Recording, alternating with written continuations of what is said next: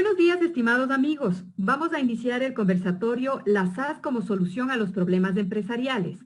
Ecuador está promoviendo los negocios mediante la introducción de esta nueva entidad legal, la SAS o Sociedad por Acciones Simplificadas, que desde que entró en vigor la nueva Ley de Emprendimiento e Innovación el pasado 28 de febrero, se ha convertido en uno de sus puntos más llamativos. Países como Uruguay y Colombia ya han establecido la SAS en nombre del crecimiento empresarial. Y no decimos más porque para hablarnos al respecto contamos con 4 panelistas invitados y de lujo. Ellos son Vladimir Villalba, de Ecuador, José Miguel Mendoza, de Colombia, Esteban Ortiz, de Ecuador, y Paul Novoa, de Ecuador. Los voy a presentar brevemente. Vladimir Villalba es profesor de Derecho Mercantil y Societario en la Universidad San Francisco de Quito, con una maestría en U.S. Company Law por Georgetown University. También ha cursado el programa European Union Company Law en la Université de Paris Panthéon-Sorbonne. José Miguel Mendoza, socio de la firma colombiana DLA Piper Martínez Beltrán en las áreas de Derecho Societario y Litigios, con un doctorado en Derecho y Finanzas por la Universidad de Oxford y maestrías por las universidades de Oxford y Tilburg.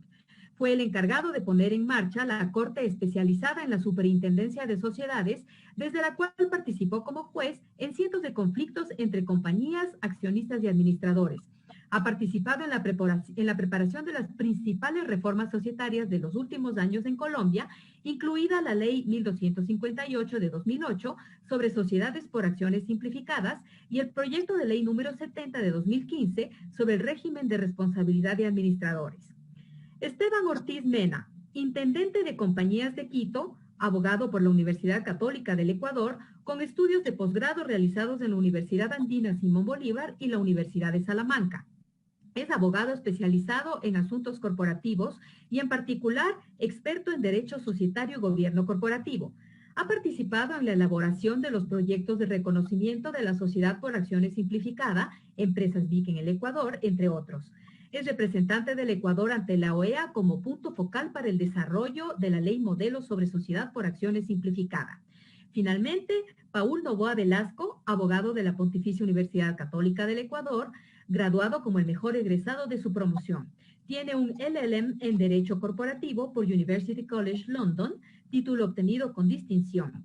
Actualmente labora en la Superintendencia de Compañías, Valores y Seguros, en donde centra su práctica profesional en regulación societaria y concursal. En el ámbito académico es Research Associate del Instituto Iberoamericano de Derecho y Finanzas. A continuación, tengo el honor de pasar la palabra a Esteban Ortiz, quien va a moderar este conversatorio. Al final del mismo, abriremos un espacio para que nuestros panelistas respondan a las inquietudes que ustedes nos van a hacer llegar. Esteban, por favor. Gracias, Rebeca, y muchísimas gracias a la Cámara de Comercio de Quito por abrirnos este espacio. Creo que conversar sobre un tema de tanta trascendencia y sobre todo de tanta actualidad es necesario y va a ser también necesario para los empresarios que puedan entender cómo funciona una figura como esta. Para esto, sin más, y para entrar ya en materia, creo que es fundamental entender que la SAS es una figura nueva, versátil, es una figura que no reemplaza a los tipos societarios actuales, es un nuevo tipo de compañías. Y este nuevo tipo de compañía, distinto a la sociedad anónima y a la limitada, a las compañías tradicionales, tienen una serie de características y de temas puntuales. Para esto quiero dar la palabra a Vladimir Villalba para que nos comente un poco más sobre estas características y sobre todo sobre una que es muy importante y es la unipersonalidad y cuáles son los beneficios de esta figura. Así que, Vladimir, buenos días. No se escucha, el micrófono está silenciado, Vladimir. Ahora sí, buenos días. Esteban, tú decías que es una figura trascendente. Yo diría que no solamente es la figura la trascendente, sino que desde el 28 de febrero de este año ha habido un cambio hacia la modernización del derecho societario ecuatoriano. No solamente por el reconocimiento de una figura que permite al empresario, al pequeño, mediano, inclusive como herramienta de inversiones al gran empresario. No solamente digo que permite una flexibilidad, sino también que jurídica y económicamente está solucionando una serie de problemas que hemos tenido en la academia y hemos tenido también en la práctica. Uno de ellos, por ejemplo, el dogma de por qué debe constituirse una compañía con al menos 2 personas. ¿Por qué debe haber de por medio un contrato para que nazca una persona jurídica societaria? Como si es que el problema de número fuese el importante y no un problema de necesidad.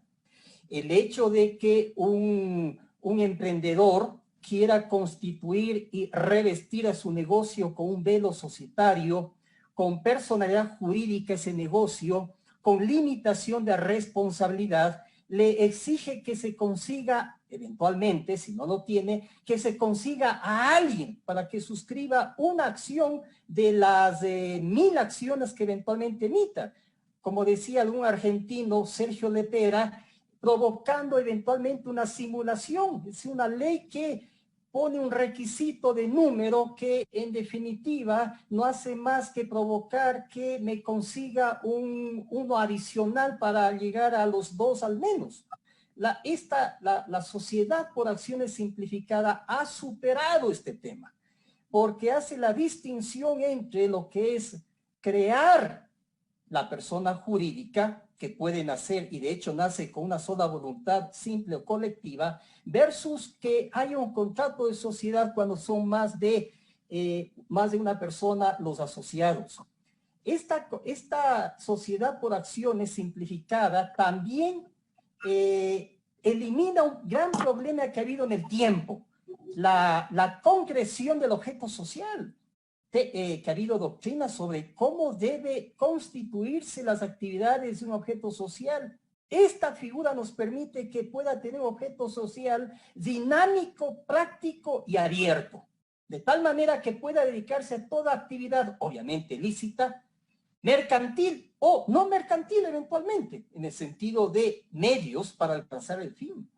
Esta sociedad por acciones simplificada nos permite sobre todo lo que necesita el pequeño, mediano emprendedor, o también, insisto, el empresario mayor, que haya y se incorpore en el estatuto o paralelamente al estatuto social, convenios parasociales o acuerdos de accionistas, o si se quiere, acuerdos de familia, que restrinjan, limiten o vayan a crear derechos de preferencia, opciones de compra, tag-alongs y una serie de mecanismos para proteger el control de la empresa en el tiempo o eventualmente controlar la preservación del negocio empresarial independientemente a temas sucesorios.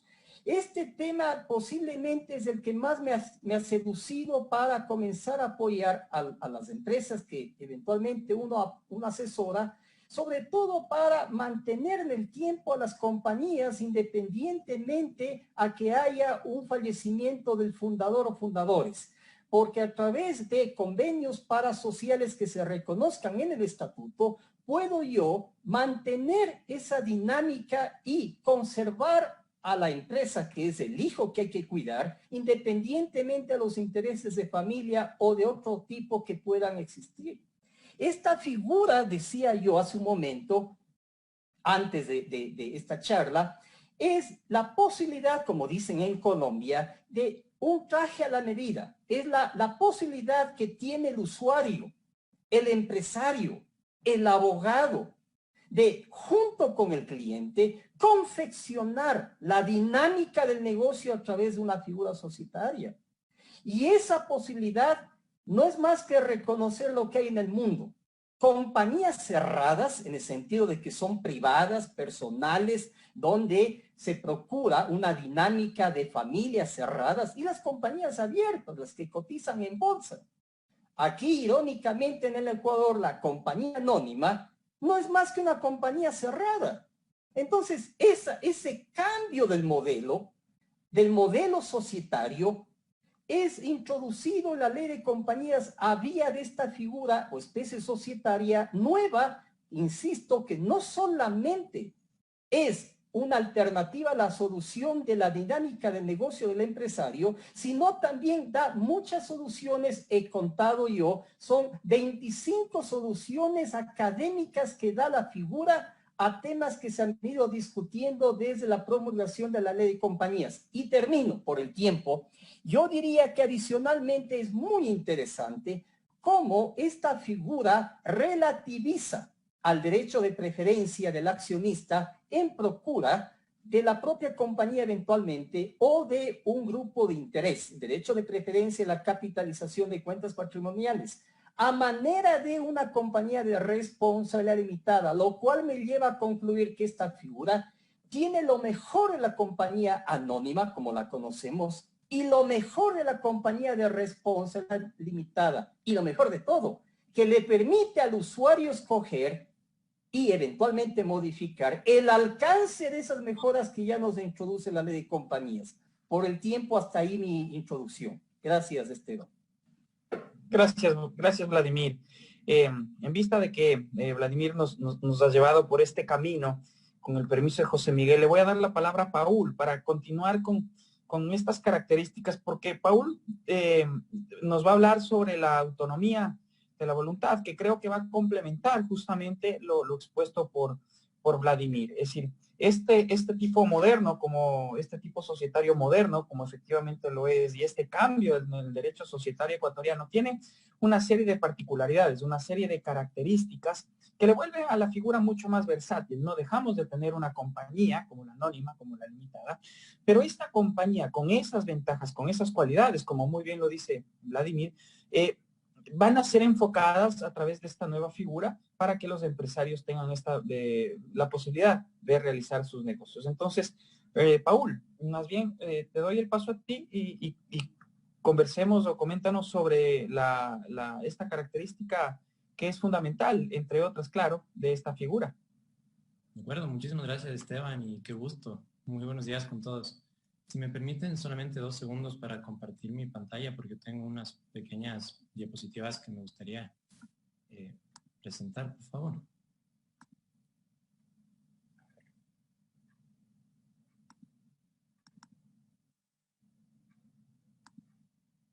Listo.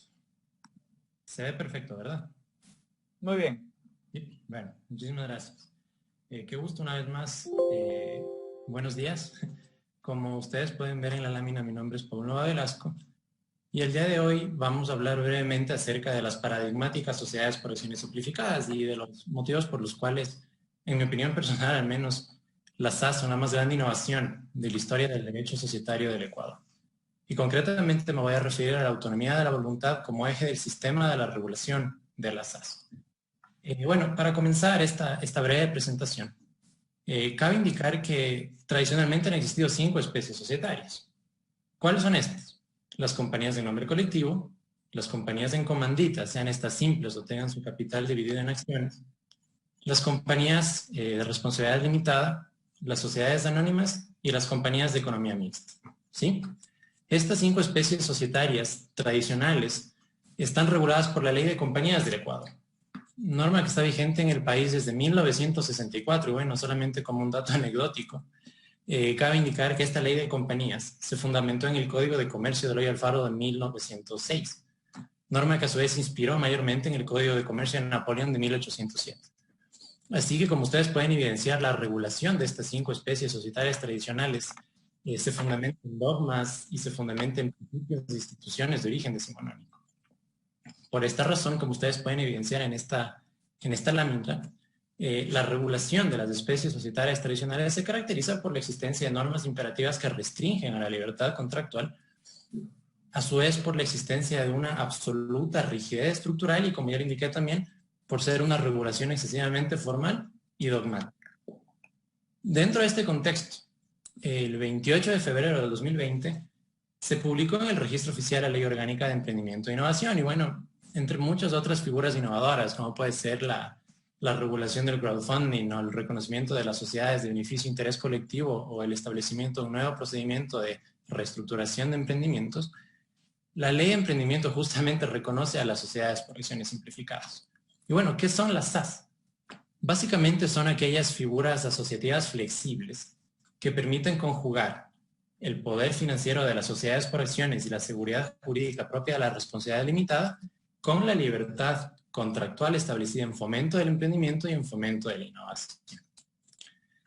Y bueno, dicho esto, en mi opinión personal son 3 las características básicas de las SAS en Ecuador.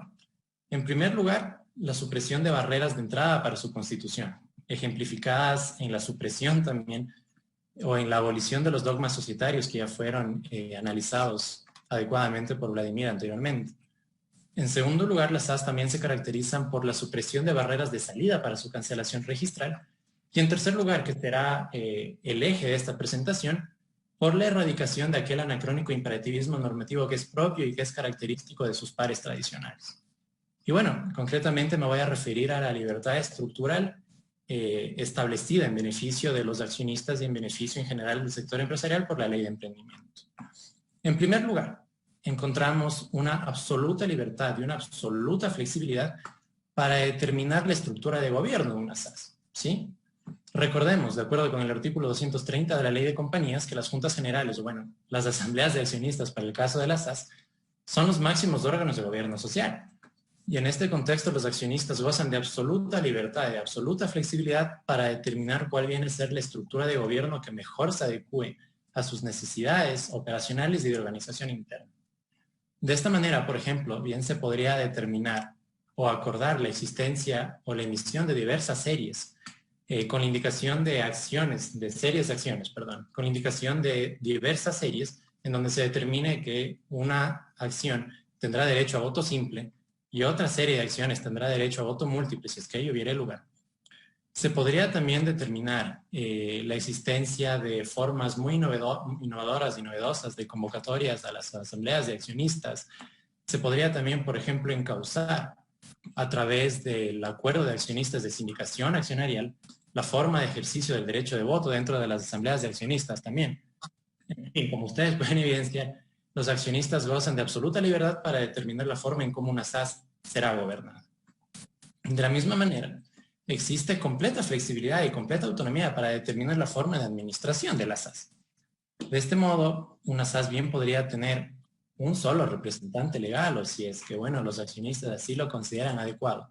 En el estatuto se podría establecer la existencia de un administrador subrogante, o si es que quizás ya las necesidades operacionales o las necesidades del negocio así lo requiriesen, se podrían establecer estructuras un tanto más complejas, como a través, por ejemplo, del establecimiento de un directorio dividido en diversos comités, como podría ser un comité de auditoría interna, un comité de nombramientos y remuneraciones, o un comité de gestión de riesgos.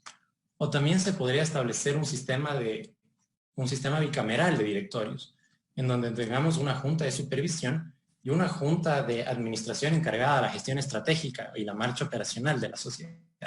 En fin, con relación a los organismos de administración, la ley de emprendimiento también ha establecido una absoluta libertad para determinar de manera autónoma cuál es la forma que mejor se adecua, la forma de administración que mejor se adecua a las necesidades operacionales de los accionistas y a las necesidades operacionales de la sociedad también. Y en tercer lugar, con relación a los órganos de fiscalización, creo yo que esta es una de las principales características y podríamos decir una de las principales ventajas de la SAS, al frente al menos de su prima hermana, que sería la sociedad anónima, en el sentido de que ya no existe la obligación de contar con un comisario. Sin embargo, en caso de que los accionistas sí lo consideren oportuno y necesario, bien podrían establecer en el estatuto social la existencia justamente de un comisario o de otros órganos de fiscalización, como podría ser un compliance officer, un auditor interno o un consejo de vigilancia. ¿Sí? Así que bueno, para concluir este punto, como ustedes pueden evidenciar, la libertad estructural reconocida por la Ley Orgánica de Emprendimiento e Innovación básicamente determina u otorga a los accionistas completa autonomía para definir cómo una SAS será gobernada, cómo una SAS será administrada y cómo una SAS será fiscalizada. En adición, como ya lo indiqué también anteriormente, recordemos que la autonomía de la voluntad es el eje del sistema de la regulación de las sociedades por acciones simplificadas. Y esta libertad se ve ejemplificada en una redefinición de la jerarquía normativa aplicables para esta paradigmática sociedad. Si nosotros abrimos la ley de compañías y revisamos su artículo 1 en su segundo inciso, vamos a encontrar que la jerarquía normativa para las especies societarias tradicionales es la siguiente. En primer lugar encontramos a la ley de compañías. En segundo lugar encontramos al Código de Comercio. Y en tercer lugar encontramos a los convenios de las partes. Bueno, y en último lugar encontramos el Código Civil, evidentemente. Como ustedes pueden evidenciar, la autonomía de la voluntad para las compañías tradicionales está restringida por la existencia de normas imperativas y por normas que podríamos decir son paternalistas que restringen la libertad para determinar la estructura interna de la sociedad. De acuerdo con la ley de emprendimiento, esta jerarquía ha sido redefinida para las SAS. Si nosotros observamos el artículo enumerado titulado Remisión de la sección de la ley de compañías que reconoce esta paradigmática sociedad, el estatuto social tiene prioridad y se encuentra en primer lugar. Y solamente ante silencio estatutario aplicaremos las disposiciones de la ley de compañías, aplicables en primer lugar para las sociedades anónimas y en segundo lugar las disposiciones generales aplicables para todas las sociedades. Y en último lugar encontramos la aplicación de la normativa supletoria, que bien podría ser el Código de Comercio o el Código Civil. Así que bueno, como ustedes pueden evidenciar, la regulación de las sociedades por acciones simplificadas se caracteriza por ser eminentemente dispositiva, ¿sí? La cual al fijar mínimos permite a los accionistas apartarse de los mínimos fijados por la ley para de esta manera determinar cuál es la estructura que mejor responda y que mejor se adecúa a sus necesidades operacionales y a sus necesidades de negocio también. Por todas estas bondades, y como ya vamos a tener el gusto de escuchar a continuación, como ustedes pueden evidenciar, las SAS han sido adoptadas en varias jurisdicciones. Tenemos el caso paradigmático colombiano, quienes desde el 2008 con su ley 1258 cuentan con sociedades por acciones simplificadas. Y bueno, solamente como un dato, el año pasado del 100% de SAS constituidas, me parece que alrededor del 98% de compañías constituidas, perdón, me parece que el 98% fueron sociedades por acciones simplificadas. De la misma manera, encontramos que en Argentina, con su ley LACE, o la ley de apoyo al capital emprendedor, reconoce a estas paradigmáticas sociedades. De igual manera, SAS existen en Uruguay, existen en México, y la génesis de toda esta regulación la encontramos en Francia, quienes cuentan con SAS desde 1994. Y bueno, como figuras afines, encontramos básicamente las Limited Liability Companies de Estados Unidos y a las Private Companies del Reino Unido. Y bueno, en honor al tiempo, para ya finalizar mi presentación, diremos que es indudable que la emergencia sanitaria generada del brote del COVID-19 inexorablemente generará una crisis económica. Y dentro de este contexto, las SAS son vehículos adecuados para fomentar el emprendimiento mediante formas asociativas flexibles que resultan aptas para captar inversiones. De esta manera, los accionistas pueden establecer, a través del estatuto social, cuál es la estructura que mejor se adecua a sus necesidades operacionales. Y una vez más insisto, la autonomía de la voluntad es el eje del sistema de la regulación de las sociedades por acciones simplificadas. Y bueno, para ya finalizar mi presentación, quisiera compartir con ustedes esta cita, ¿sí? Que es atribuida a Yves Guillon, quien fue el encargado de presentar a las sociedades por acciones simplificadas o al proyecto de sociedades por acciones simplificadas ante la Asamblea Nacional Francesa en 1994. Y él, bueno, básicamente indicó que las SAS son una isla de libertad en un océano de reglamentación, ¿sí? Así que bueno, si es que existe alguna idea que ustedes se deben llevar de esta presentación, es esta justamente, que las SAS, debido a su libertad, debido a la autonomía y debido a la prioridad que se otorga a la autonomía de la voluntad, son una isla de libertad dentro de aquel océano de reglamentación que es la ley de compañías. En honor al tiempo, con esto termino mi presentación y les agradezco por su atención. Muchísimas gracias, Paul. Y justamente de eso se trata la SAS, de esta norma flexible, empatando lo que decía Vladimir y la exposición de que acaba de hacer Paul. Vemos que, por ejemplo, se pueden resolver problemas que en las sociedades anónimas es imposible de hacerlo. Por ejemplo, una reunión por Zoom, una reunión de la asamblea de accionistas por esta vía, por Zoom, por ejemplo, ¿no? Se puede establecer en el estatuto y listo, solucionado, entre otras bondades y entre otras ventajas. También la Constitución a través de un documento privado, no se requiere una escritura pública y tampoco se requiere una inscripción en el registro mercantil. La inscripción en el registro de sociedades de la Superintendencia de Compañías facilita los procesos. Es más, la Constitución en el Ecuador ya es una realidad, ya se están constituyendo compañías SAS en el país. La Superintendencia de Compañías ha tenido una buena acogida, diría yo, y curiosamente hasta ahora las compañías, insisto, las que yo he visto hasta ahora, han sido solo de un solo accionista, lo que me parece muy particular, porque se nota que la necesidad era esa, no la estructura rígida de crear un socio de favor, un accionista de favor que me permita utilizar su nombre para poder continuar con la formalidad nada más, porque lo que me interesaba a mí es una persona jurídica para poder iniciar operaciones, para poder iniciar mis negocios. La figura se vuelve muy atractiva, la figura se vuelve muy interesante.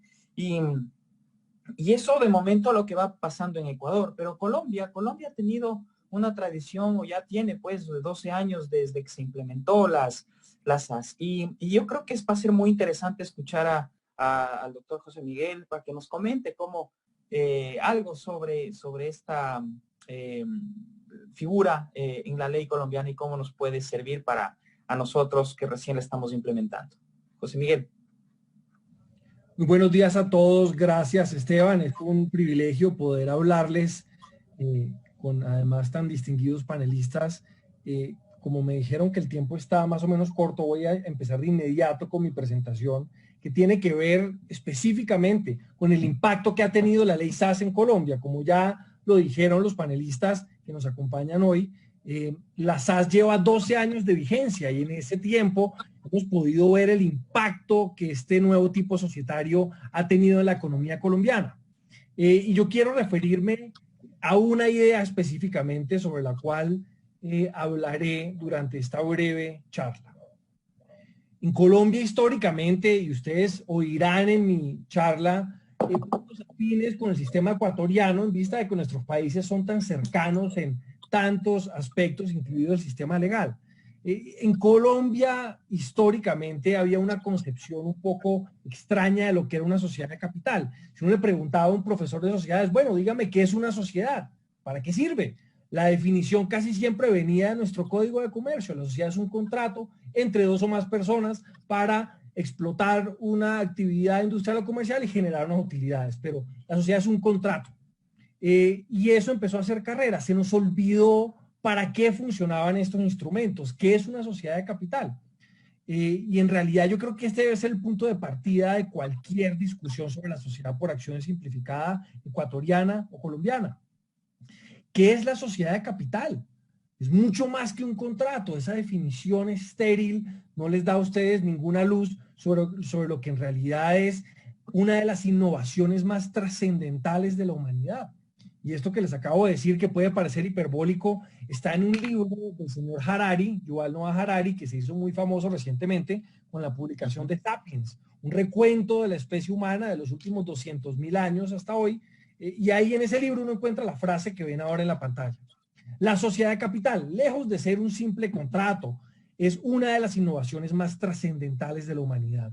La revista inglesa The Economist en el 99, haciendo un recuento de las principales innovaciones financieras de los últimos 200 años, trae la frase que ven ahí en la pantalla ahora. El desconocido gestor de esta idea, la persona que se craneó la sociedad de capital, por decirlo coloquialmente, merece un lugar de honor junto a los pioneros de la revolución industrial. ¿Por qué tanta exageración? ¿Por qué estas afirmaciones que pueden parecer un poco desmedidas? Lo cierto es que la sociedad de capital es el eje central de las economías occidentales. Para que vean que ni la revista Economist ni el señor Harari estaban exagerando, les traje un ejemplo reciente que todos ustedes seguramente conocen. En el año 98, dos antiguos estudiantes de la Universidad de Stanford, desempleados y sin un peso en el bolsillo, decidieron montar una compañía. Por esa época era extremadamente difícil encontrar información en Internet y la idea que tuvieron estos muchachos, estos jóvenes desempleados, fue concebir un algoritmo para encontrar información en Internet de manera más rápida. Ahí los ven a los dos en su primera oficina, el garaje de la madre de uno de ellos, un computador destartalado y cajas arrimadas por todos lados. Esto que ven ahí es la génesis de lo que luego vino a ser la compañía Google Inc. Google fue fundada en el año 98 con aportes iniciales de $100,000. Una sociedad de capital que se creó, insisto, en el año 98 a partir de una idea, y es que podemos encontrar información de manera más rápida en Internet. Pero en Estados Unidos, la sociedad de capital funciona a plenitud. Ya la van a encontrar ustedes en su máxima expresión, y por eso estos muchachos desempleados lograron entrar en la cadena de financiación que ven ahí en la pantalla. No la voy a explicar porque me tomaría el resto de mi tiempo, pero empezaron a recibir recursos de inversionistas minoritarios.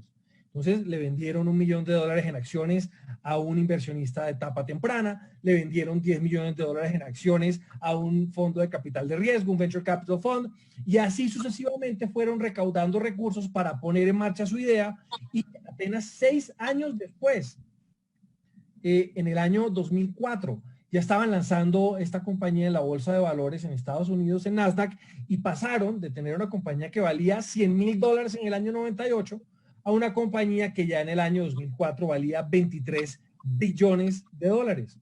Por esa época Google facturaba $86 millones al año. Hoy, en el 2020, factura $86 millones por minuto. ¿Cómo ocurrió esto? Pues gracias a la sociedad de capital. Gracias a que este instrumento, insisto, la innovación más trascendental de la humanidad, permitió que estas personas consiguieran financiación para poner en marcha su idea, su algoritmo de búsqueda de información en Internet. Y sobre la marcha cambiaron la vida de muchos de nosotros. Miren en la pantalla, traten de identificar cuáles de esos productos usan ustedes, o por lo menos los conocen. Les aseguro que la mayoría tiene Gmail, o ha usado YouTube, o por supuesto el buscador que llevó a estos señores a la fama. Todo esto existe gracias a la sociedad de capital y gracias al mecanismo de financiación de las ideas más prometedoras que está envuelto en la sociedad de capital. Y esto que ocurrió en el caso de Google no es un milagro, no es un suceso irrepetible que ocurre una vez cada año bisiesto. Todos los días hay compañías que salen de los garajes en Estados Unidos y se convierten en grandes emporios comerciales. Esa que ven en la pantalla ahora es tal vez mi foto favorita de todo Internet. Les muestro a ustedes el lugar de nacimiento de todas esas compañías. ¿Y cómo hace Apple, o Google, o Amazon, o Disney para salir de un garaje y convertirse en una compañía como las que conocemos hoy? Pues gracias a la sociedad de capital. Y esta actividad conjunta, multiplicada en progresiones geométricas, gracias a la existencia de la sociedad de capital, ha llevado a un crecimiento económico que sacó a la mayoría del planeta de la pobreza absoluta en los últimos 200 años. En el año 1820, el 94% de la humanidad estaba por debajo de la línea de la pobreza absoluta. Hoy ese porcentaje es aproximadamente el 9.6, y el principal protagonista de este crecimiento económico ha sido la sociedad de capital. Y en Colombia y en Ecuador, desde hace muchísimos años, existe también la sociedad de capital. Oí a Paul decir ahora que el régimen societario ecuatoriano está basado en unos códigos de mediados del siglo XX, al igual que el colombiano, que a su vez estuvieron inspirados en el código napoleónico de comienzos del siglo XIX. En Colombia y en Ecuador existe también el instrumento más importante de innovación y de crecimiento económico. Pero aquí viene el problema. A pesar de que, y me refiero solo a Colombia, a pesar de que en Colombia tenemos un régimen societario más o menos sistematizado desde mediados del siglo XIX, lo cierto es que nuestra sociedad de capital nunca funcionó muy bien. Mejor dicho, llegó el instrumento más innovador de la humanidad, pero el manual de instrucciones se quedó en el exterior. Porque el mecanismo de financiación que lleva el capital hacia las ideas más prometedoras, el mecanismo que permite producir esa alquimia secreta que convierte a estudiantes desempleados en potentados presidentes de compañías, eso en Colombia nunca estuvo presente en realidad, o no en buena medida. Miren, incluso que nuestra compañía más famosa recientemente, el único unicornio colombiano, por usar la jerga estadounidense, Rappi, que seguro la conocen ustedes, una compañía de domicilios. Esa no es una compañía colombiana. A pesar de que fue fundada por colombianos, su lugar de creación, por lo menos para efectos societarios, es el estado de Delaware en Estados Unidos. Rappi no es Rappi SAS, sino Rappi Inc. ¿Por qué ocurre esto? Porque la sociedad de capital en Colombia nunca funcionó muy bien. ¿Por qué no? ¿Cuál es el problema? ¿Por qué la sociedad de capital colombiana nunca cumplió su función primordial de llevar el capital hacia los emprendimientos más necesitados de esos recursos? Ahí hay 4 razones que ven en la pantalla y seguramente verán aquí puntos de similitud con el Ecuador. En Colombia nunca nos enseñaron a usar la sociedad de capital, y eso lo verán en el fetichismo formalista que caracterizó a nuestro régimen, en los fraudes societarios, es decir, los empresarios usando compañías de capital para violar la ley, en el asedio injustificado a los administradores y finalmente el caso de la sociedad leonina. Voy a hablar de cada uno de estos puntos rápidamente y voy a explicar cómo la SAS resolvió estos problemas o cómo, en el caso de la sociedad leonina, aún no los ha resuelto. El fetichismo formalista, esto por lo que oí ahora de las exposiciones de mis respetados panelistas, también es un problema en Ecuador. Aquí hay un chiste muy famoso entre profesores de sociedades y es ¿cuántas personas se necesitan para crear una sociedad anónima en Colombia? La respuesta, increíblemente, es 15. 5 accionistas, 3 miembros principales de la junta directiva, 3 suplentes, un representante legal principal y un suplente, un revisor fiscal con su suplente y un contador. Y uno no puede entrelazar esos cargos. Por ejemplo, el accionista que revista la calidad de administrador se mete en un régimen absolutamente absurdo y punitivo. El contador no puede ser el revisor fiscal, que a su vez no puede ser amigo del cajero ni de los administradores. Entonces, aquí a punta de dogmas y de teorías y de ideas equivocadas sobre lo que es una sociedad de capital, llegamos a ese engendro horrible que ven en la pantalla, una sociedad anónima colombiana. 16 personas aproximadamente para crearla y por supuesto hay que pagarle al notario el impuesto de la escritura pública para poder crear una compañía. Imagínense ustedes decirle a los señores de Google en el año 98, mire, para poder crear una compañía consígase 15 amigos y páguele al notario un impuesto para poder crear su sociedad. Pues eso por supuesto que da lugar a los altos grados de informalidad empresarial que hemos visto en Colombia, porque el sistema societario es repelente, es agresivo y hostil con los que quieren acudir a él. La SAS resolvió esto de una manera muy sencilla. Dijo, mire, no vamos a tocar el régimen de la sociedad anónima, deje eso así, pero vamos a ponerle al lado un tipo societario nuevo para cuya constitución se requiere solo una persona, no se requiere nada más, ni juntas directivas obligatorias, ni nada por el estilo, y además, pues nos vamos a saltar el impuesto notarial. Para crear una SAS colombiana no se requiere una escritura pública. Primer problema, resuelto por apenas hace 12 años, en el año 2008. Hasta ese momento, todos los empresarios colombianos tenían que padecer ese engendro mutante que ven en la pantalla. En segundo lugar, los empresarios durante muchos años usaron compañías colombianas para perpetrar toda clase de fraudes. Uno que ocurrió hace algunos años es que se creaban compañías para violar restricciones respecto de la concentración de tierras. Entonces, en algunas porciones del territorio colombiano, uno solo podía tener 1 hectárea de tierra por restricciones legales. Pero la restricción decía, una persona no puede tener más de 1 hectárea en esta porción del territorio nacional. Pues, ¿qué hicieron algunos abogados? Empezaron a crear en masa compañías. Entonces, una compañía creó 52 sociedades anónimas o limitadas o SAS para que cada una de esas comprara 1 hectárea y así lograban saltarse la ley. Esto ocurría con mucha frecuencia y a nadie le parecía reprochable. Pues gracias a la SAS y a los mecanismos antiabuso que trajo la SAS, la Superintendencia de Sociedades colombiana empezó a reprender a los empresarios que hicieran esto. Hay un caso muy famoso de un grupo brasileño llamado Mónica Semillas, y ahí la superintendencia, por vía de la desestimación de la personalidad jurídica, llegó a decir, mire, usted no puede saltarse la ley utilizando la creación de sociedades en masa. Entonces, esto que los empresarios venían haciendo se corrigió gracias a la introducción de la SAS, al igual que el fetichismo formalista. Lo tercero que corrigió la SAS, un error del sistema colombiano que a partir del 2008 se empezó también a remediar, el asedio injustificado a los administradores sociales. El régimen colombiano de administradores es absolutamente draconiano y restrictivo con estos funcionarios.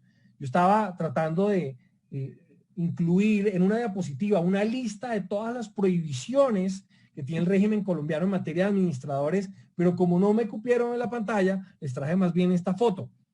como verán ahí, es un tribunal de inquisición juzgando a unos herejes. Y lo cierto es que yo creo que me equivoqué al usar esta foto, porque ni siquiera la Sagrada Inquisición era tan inclemente con los herejes como lo es el régimen societario colombiano con los administradores. Mayores probabilidades de éxito tiene un hereje enfrentado al señor Torquemada que un administrador colombiano enfrentado a un juez bajo nuestro absurdo y exagerado régimen de administradores, que todavía está en el papel, por lo menos, como lo ven ahora en la pantalla. Todas las responsabilidades son solidarias e ilimitadas, se presume la culpa de los administradores, no podemos introducir en los estatutos sociales cláusulas de exoneración, nuestras pólizas de responsabilidad de administradores en materia de seguros no funcionan muy bien, mejor dicho, esta es una actividad de altísimo riesgo. Pero la SAS corrigió este problema. En lugar de perseguir a esos administradores de esa manera, lo que hizo la SAS fue permitir que la Superintendencia de Sociedades, insisto, otra vez, introdujera criterios para morigerar esa responsabilidad. Y el más importante fue la regla de la discrecionalidad o Business Judgment Rule que se aplica en Colombia desde el año 2013, bajo la cual ninguna de esas responsabilidades que les acabo de explicar, nada de esto, se le aplica a un administrador si se cumplen unos presupuestos muy sencillos, que se haya tomado una decisión de negocios, que el administrador haya tenido alguna información razonable y que no medien, por supuesto, actuaciones dolosas, ilegales o violatorias del deber de lealtad de los administradores. Y todo eso ocurre. El administrador queda cobijado bajo la regla de la discrecionalidad y se puede proteger del asedio que trae nuestro Código de Comercio en contra de esos funcionarios. Para recapitular, la SAS colombiana en 12 años apenas, corrigió los 3 primeros problemas históricos del derecho societario colombiano. Nuestro excesivo formalismo, la propensión de algunos empresarios a usar las compañías para cometer fraudes y el énfasis equivocado de la legislación colombiana que perseguía a los administradores. ¿En qué estamos hoy? Y con esto termino. El problema más difícil de resolver, y que yo, que soy muy pesimista con esto, creo que nos va a tomar muchos años en remediar esto, es el problema de la sociedad leonina. El problema de la sociedad leonina se los explico en un minuto, con una fábula de un esclavo manumitido por Augusto. El esclavo se llamaba Cayo Julio Fedro y se dedicaba, este esclavo, a reencauzar unas antiguas fábulas de Esopo. Esta es la fábula predilecta de los profesores de sociedades alrededor del planeta. Pues resulta que un león habitaba en una selva y había sido abandonada por las leonas por mal comportamiento. El león por sí solo no puede cazar animales. Entonces estaba al borde de la inanición. En este momento tuvo una idea genial. Voy a asociarme con otros animales para que me ayuden a cazar a un ciervo. Le propuso entonces a la cabra, a la vaca y la oveja que juntaran y lanzaran una asociación mercantil para cazar a un ciervo con la promesa de que una vez cumplida la empresa social, se repartirían por partes iguales al ciervo. Efectivamente cazaron al animal y al momento de repartir el ciervo en partes iguales, el león rugió y dijo: no señor, yo me voy a quedar con la totalidad del ciervo porque yo soy el león y soy más poderoso. Y si no les gusta, ustedes también correrán la misma suerte del ciervo. ¿Esto qué tiene que ver con el derecho de sociedades? Pues mucho, en realidad. Gracias a esta fábula, los romanos introdujeron en el digesto una prohibición respecto de las sociedades leoninas. Desde esa época, las cláusulas del contrato social que priven de utilidades a uno o varios asociados se tienen por no escritas. Esa prohibición cayó en el Código Napoleónico de 1804 y de ahí llegó a Colombia, donde aún hoy está vigente en el artículo 150 del Código de Comercio. Es decir, si un accionista busca privar de utilidades a otro, pues no lo puede hacer por la restricción de las cláusulas leoninas. Pero aquí viene el problema real. Cuando un accionista controlante quiere quedarse con la totalidad de las utilidades, con la totalidad del ciervo, siguiendo la fábula, pues no va a incluir una cláusula estatutaria que diga eso, y a nadie se le ha ocurrido incluir una cláusula estatutaria leonina desde las épocas de Justiniano, pues porque eso es una prohibición desde esa época. Entonces, ¿qué hace el accionista controlante que quiere quedarse con la totalidad de los recursos? Obliga al administrador a prestarle plata al controlante, le compra activos subvalorados a la compañía o le vende activos sobrevalorados, obliga al administrador a que contrate al cónyuge del controlante o procura el controlante formar parte de una junta directiva con todos sus amigos y salarios munificentes. Mejor dicho, usa cualquiera de las vías de expropiación en contra, por supuesto, de los intereses del minoritario. Y este es el problema más grave del derecho societario colombiano y, si me lo permiten, latinoamericano. Porque hasta que no resolvamos este problema, la sociedad de capital no va a cumplir con su propósito fundamental de llevar el capital hacia las ideas. Pónganse, para terminar, en los zapatos de estos señores. Imagínense que ellos fueran empresarios colombianos y están buscando inversionistas minoritarios para financiar Google el primer día de creación. Si el Estado colombiano no protege a esos inversionistas minoritarios, pues ellos no van a entregarle sus recursos a esta compañía Google y esa compañía entonces nunca va a salir del garaje en el que está funcionando. Ese es el único problema que no hemos podido resolver, pero estamos comenzando apenas a entender que ese problema existe gracias a la introducción de la sociedad por acciones simplificada y la intervención activa de la Superintendencia de Sociedades. Muchas gracias. Muchas gracias, José Miguel, muy interesante. Y la realidad colombiana sin duda es parecida a la ecuatoriana, con un par de matices. Nuestra legislación no tiene estas rigurosidades tan marcadas para las sociedades anónimas. Y de hecho, de las 91.300 compañías que existen y que están reguladas en el país, no son las 500.000 y más que tiene Colombia. Pero sí nuestro número hace que nuestra realidad, más bien dicho, hace que tengamos de este grupo, de este número de 91.000 compañías, el 96, poco menos del 96% sean MIPYMES, es decir, son empresas pequeñas, son empresas, claro, no tan grandes, quizás Google en su etapa inicial, pero de todos modos hay un gran abanico de empresas familiares, de empresas pequeñas, de empresas menores que son parte de la economía en el país. Yo creo que esta figura, desde luego, la SAS me refiero, está diseñada para este tipo de empresas, para las medianas y las grandes también, pero sobre todo pensada en este segmento para que estos empresarios empiecen a formalizarse con bajo costo y sobre todo empiezan a crecer. Después ojalá tengamos varios Rapis o Googles o grandes unicornios también en el país, pero al menos hay que empezar por algo y estas son figuras que pueden ayudar. Concluida la intervención, no sé si damos paso a algunas preguntas del público, que entiendo que esa era la dinámica de la Cámara, pero hasta eso, no sé si Vladimir tiene algo que comentar, que me parece importante su punto de vista.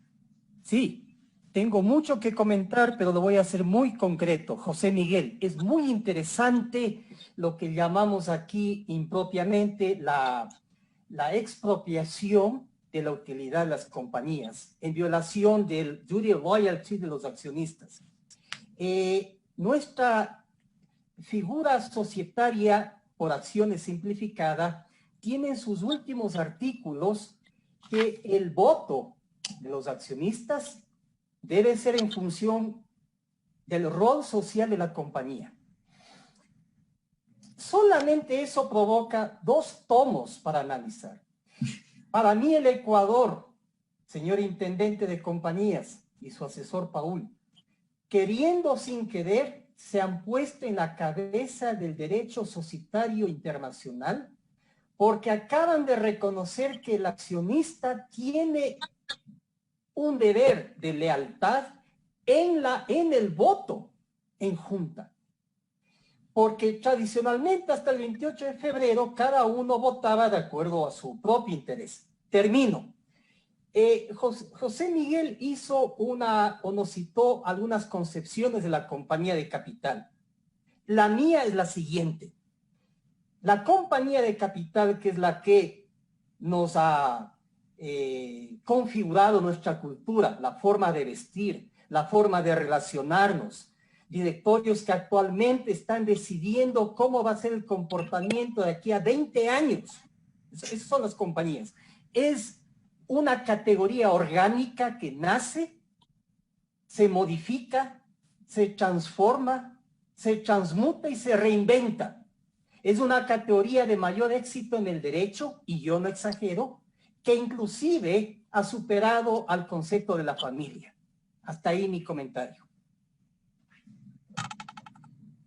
Gracias, Vladimir. Y así es, así creo yo. No sé, Paul, si tú tienes algún comentario. Bueno, sí, muchísimas gracias. Me parece que han cubierto de manera súper integral todo lo que caracteriza a las sociedades por acciones simplificadas. Sí, básicamente indicar que debido a la prioridad que se otorga a la autonomía de la voluntad y a la abolición o a la supresión de ciertos dogmas societarios que son absolutamente inmutables para las especies societarias tradicionales, las SAS marcarán un antes y un después en el derecho societario del Ecuador. Así que con esto no sé si es que podemos dar paso, o me parece que José Miguel tiene alguna acotación adicional.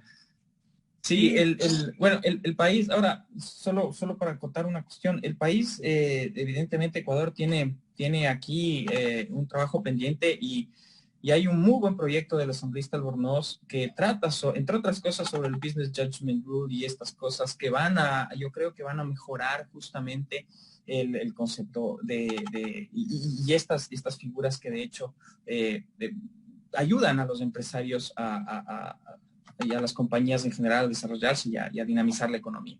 José Miguel.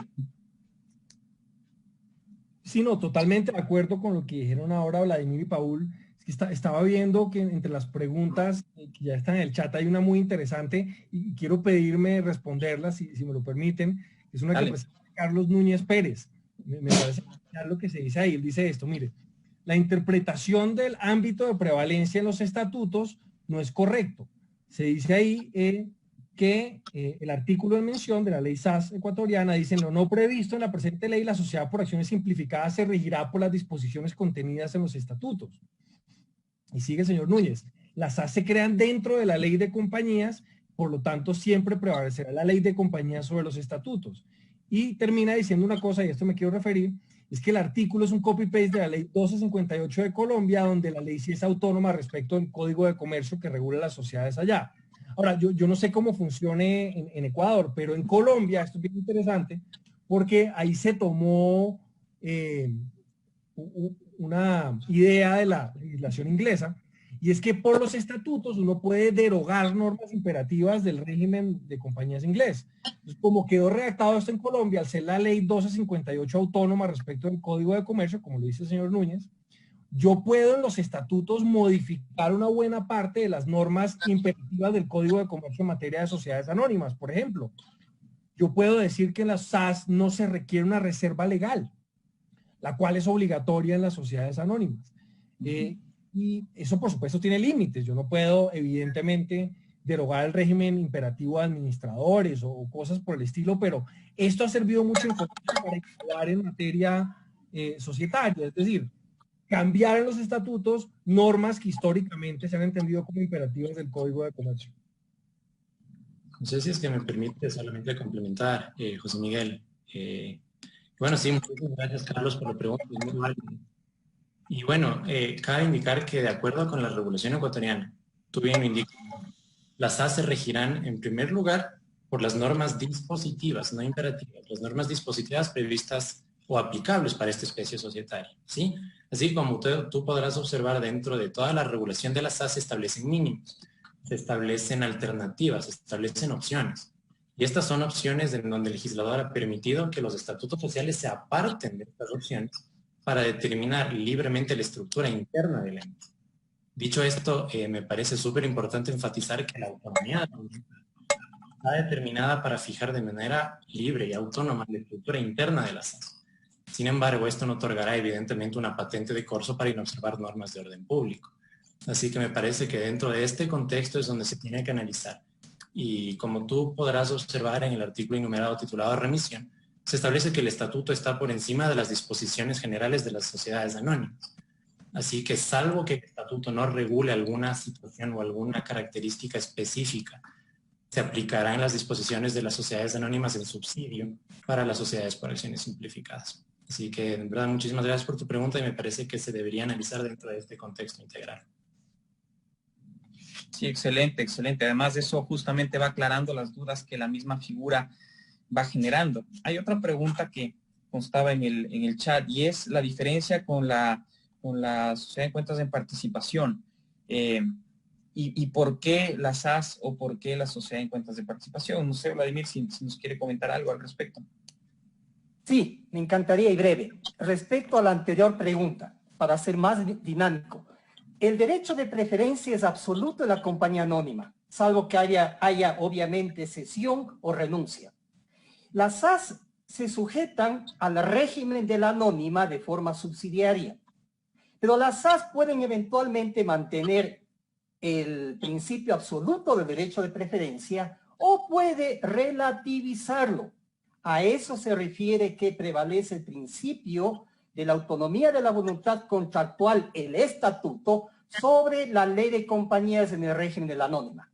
En cuanto a la otra pregunta, siempre me he preguntado, tengo ya una respuesta, ¿por qué la llamada compañía en participaciones, la mal llamada compañía en participaciones, que realmente es una asociación en cuentas de participación, ¿por qué está en la ley de compañías si no es persona jurídica? Para empezar, ciertamente hay una gran diferencia.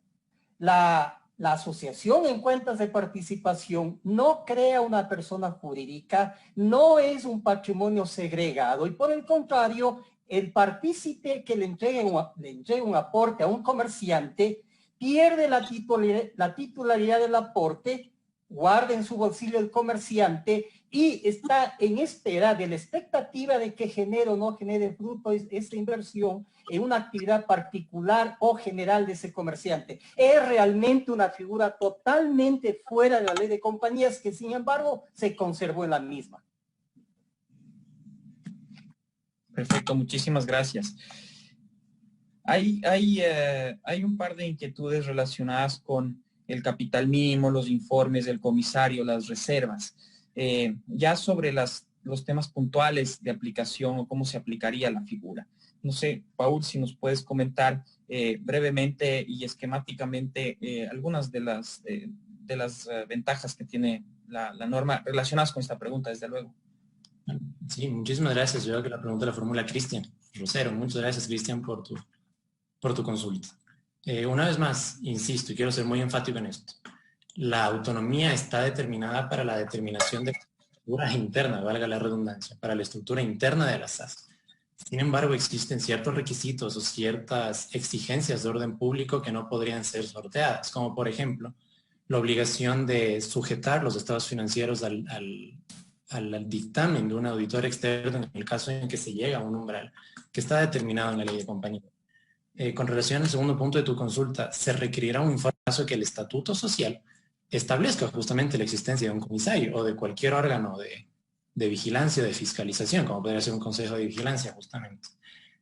Con relación al capital mínimo, y esta me parece que es una de las principales características de la SAS y una de los principales elementos que permite determinar la estructura eminentemente dispositiva de su regulación, es que no existe un capital mínimo impuesto legislativamente por el Estado, ¿sí?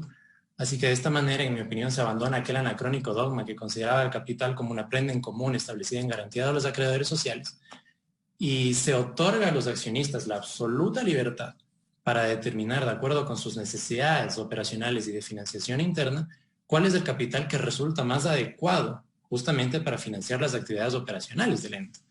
Así que bueno, para complementar la pregunta anterior, aquí ustedes pueden evidenciar que existe un claro ejemplo en donde la regulación de las SAS es eminentemente dispositiva, que depende de la decisión que los accionistas resuelvan incluir en el estatuto social, a diferencia, por ejemplo, de las sociedades anónimas en donde siempre se requiere ineludiblemente de un capital mínimo de $800. Sí, no sé si es que la consulta de Cristian me parece que sí abarca los puntos consultados. Muchas gracias por la pregunta también.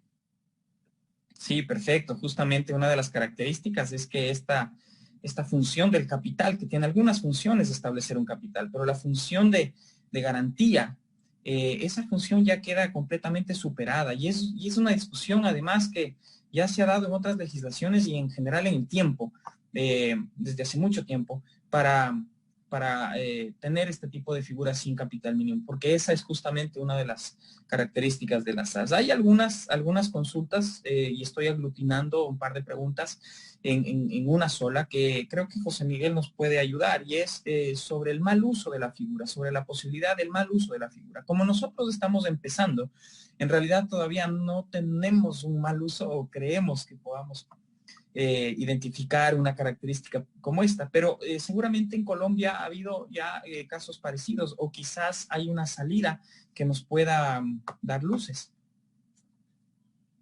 Sí, Esteban, en realidad este fue uno de los temas más debatidos en Colombia cuando se introdujo la ley SAS.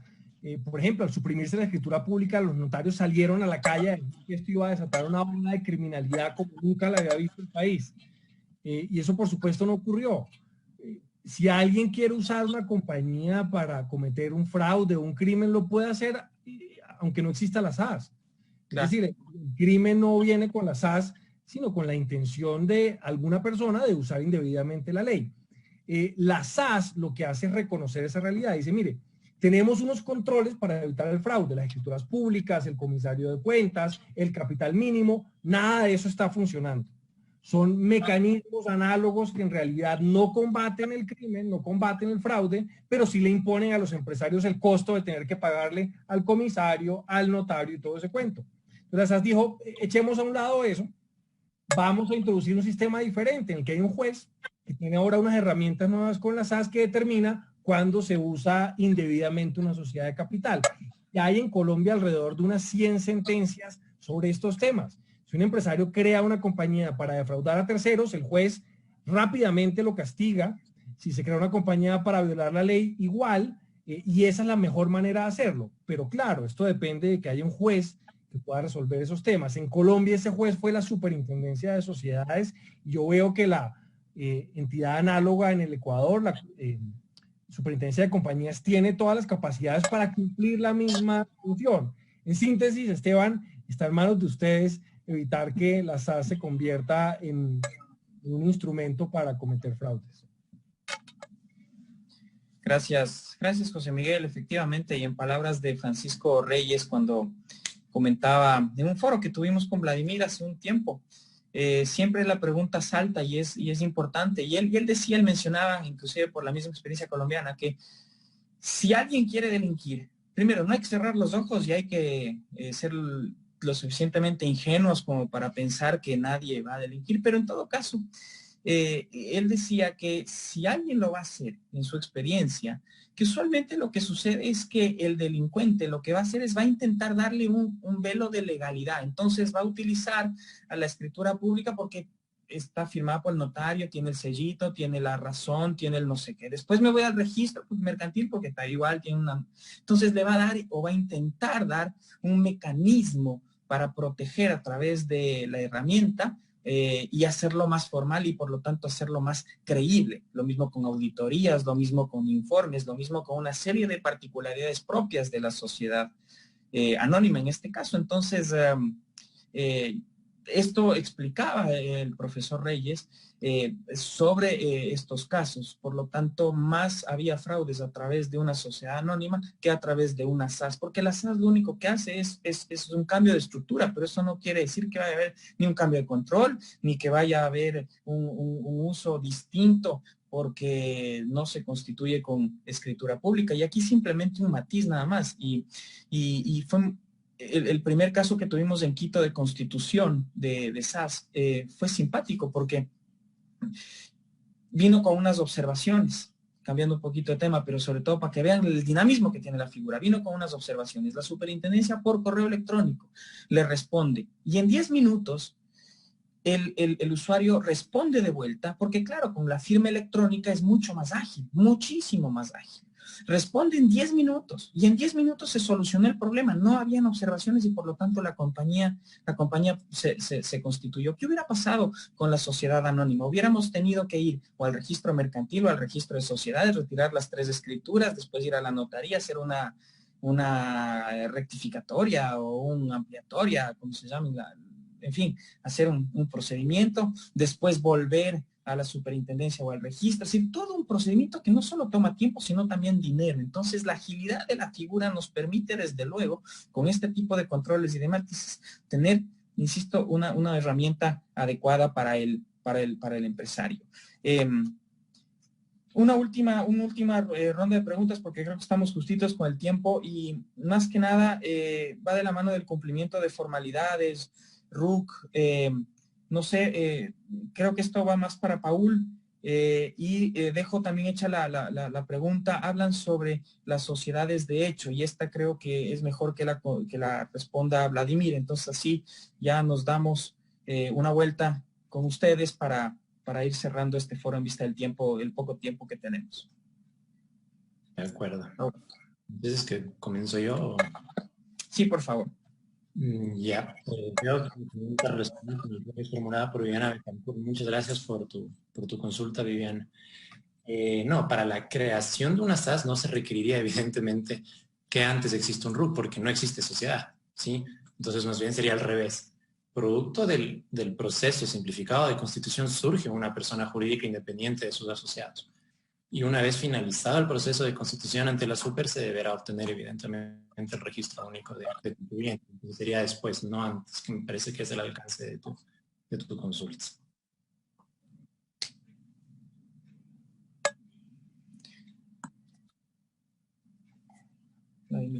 La sociedad de hecho es un concepto doctrinal, es la asociación, es el partnership.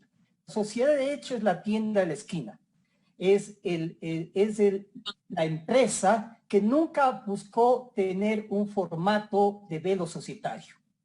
La sociedad irregular, en cambio, es el contrato.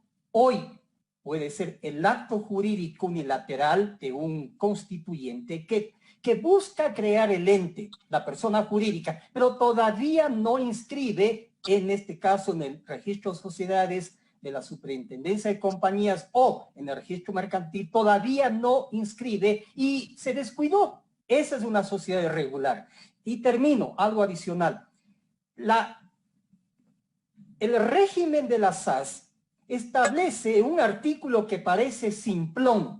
Establece la presunción de legalidad, de autenticidad de la voluntad de los constituyentes.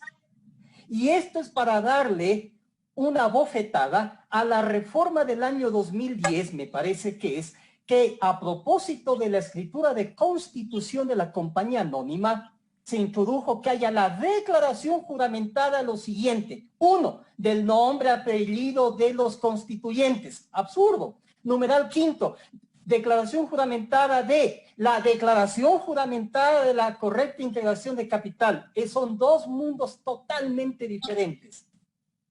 Gracias. Gracias, Vladimir. Se queda una pregunta que le voy a responder yo de manera muy rápida. El régimen de tributos es igual que cualquier otra persona jurídica. Las personas jurídicas, aunque se llamen SAS, SA, limitada o la que sea, tienen las mismas obligaciones y lo mismo con contribuciones y en general con normas de orden público que el Estado en general obliga. Con esto simplemente agradecer a los panelistas. José Miguel, gracias por venir de tan lejos y aportar con nuestros conocimientos, con tus conocimientos para que nosotros podamos tener una figura adecuada. Y lo mismo a Vladimir y a Paul. Les doy la palabra simplemente para despedirnos y creo que con esto terminaríamos. Gracias. Muchas gracias a todos por el tiempo y ojalá podamos vernos presencialmente en algún momento del futuro próximo. Se inicia un nuevo régimen societario y en conjunto. Gracias. No, muchísimas gracias por su atención. Ha sido un gusto y esperemos seguir compartiendo estos espacios en el futuro. Que tengan buenos días.